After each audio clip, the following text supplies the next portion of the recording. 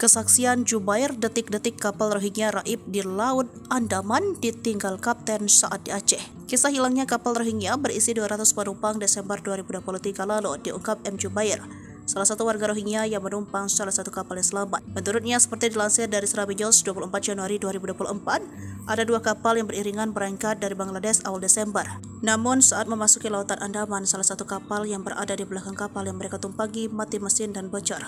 Air kemudian merembes. Melihat ini, kapten kapal yang ditumpangi Jubair merapat dan sebagian penumpang ada yang pindah, sehingga kapal kelebihan muatan itu kembali stabil, namun sayang mati mesin. Kedua kapal itu mulai bergerak dan kemudian 2 atau 3 kapal kemudian badai menerjang mereka.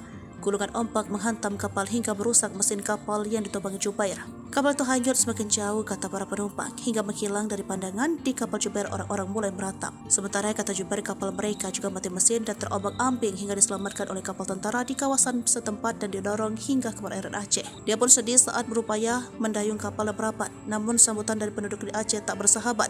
Melihat ini, Ani Maiman, perwakilan UNHCR Indonesia, mendesak pemerintah daerah untuk melakukan pencarian. Menurut dia, negara-negara di kawasan itu memiliki kapasitas pencarian dan penyelamatan yang berkemampuan dan memiliki sumber daya penuh.